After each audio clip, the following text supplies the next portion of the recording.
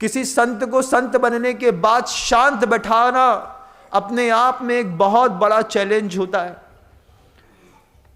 साधु बनने के बाद मौन, साधु बनने के बाद उन सब चीजों को छोड़ देना जिन चीजों से मन के अंदर गुदगुदी होती है।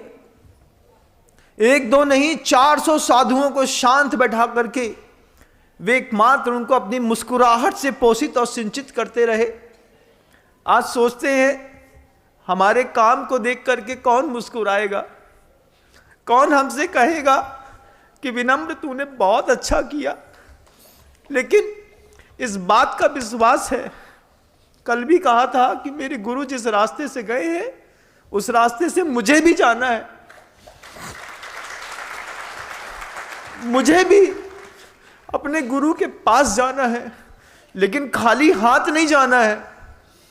गुरु ने मेरे लिए, गुरु ने संघ के लिए जो दायित्व हाथ में देकर के गए, गुरुदेव से कितनी बार पूछा, कितनी बार गुरुदेव से बोला कि गुरुदेव इतने बड़े बड़े काम हैं, आप करते हैं, आप आशीर्वाद देते हैं तो होता है, आप जब आशीर्वाद नहीं देंगे तो कौन करेगा।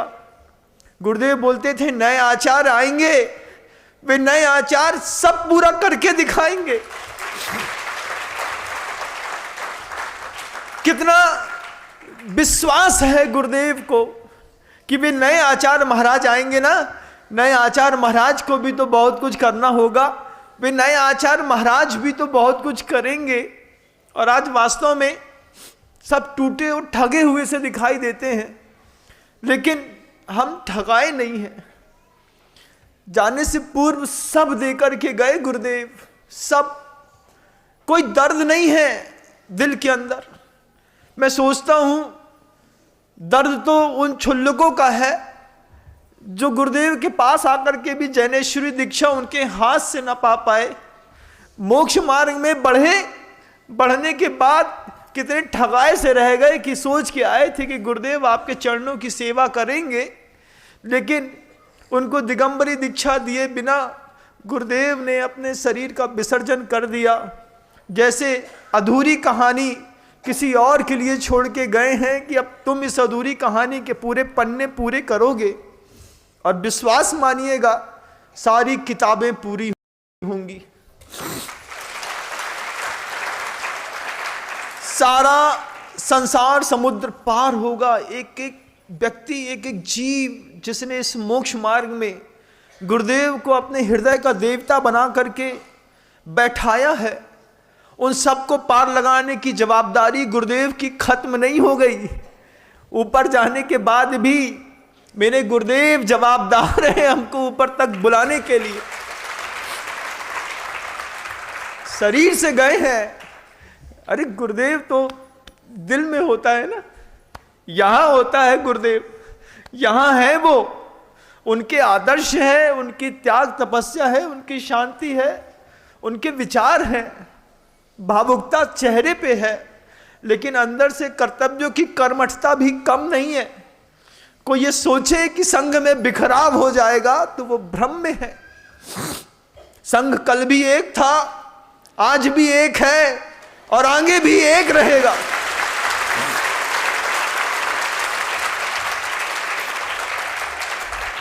जो लोग थोड़ा बहुत गुच्छे से अलग हो गए थे, अब वो भी गुच्छे में जुड़ेंगे, ऐसा मेरा पूरा विश्वास है।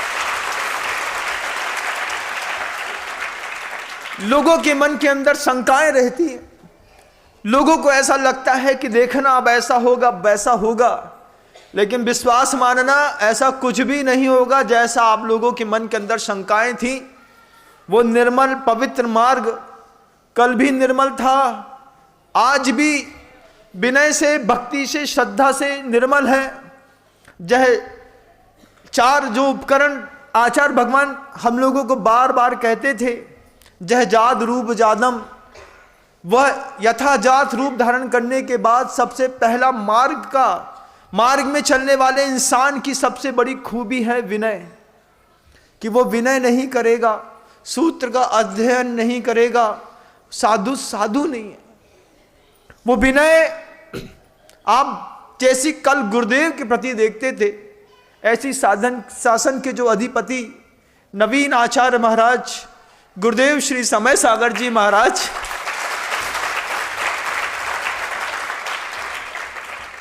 वो भी भगवान है, भगवान से कम नहीं।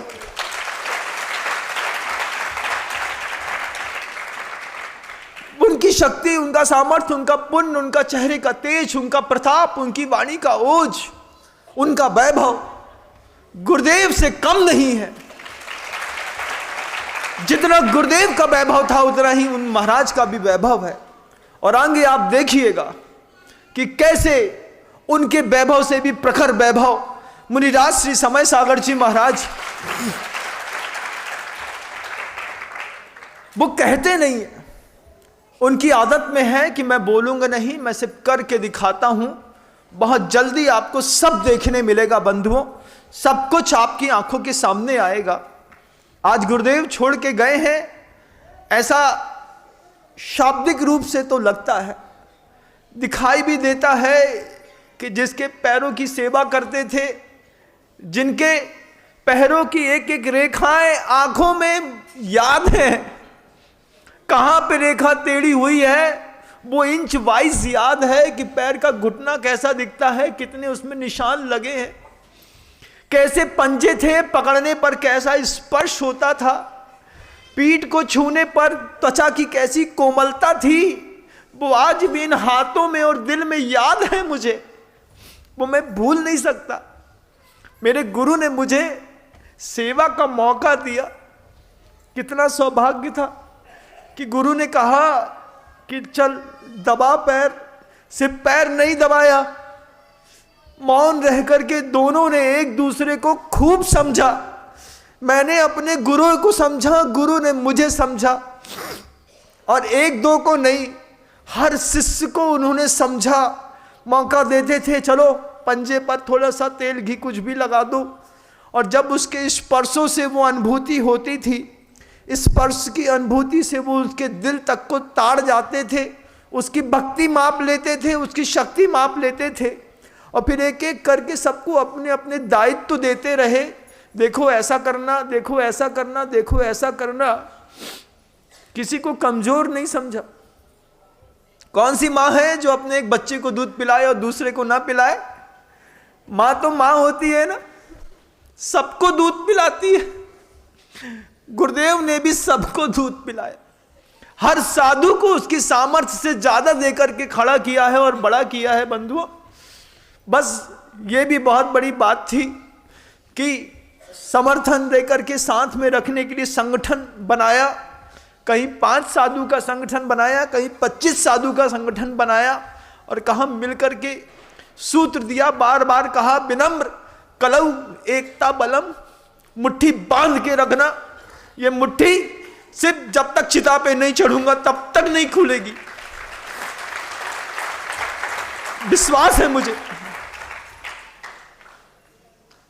अपनी आस्थाओं का दीप किसी के जाने पर बुझाया नहीं जाता, उस दीप को अब भभकाया जाता है।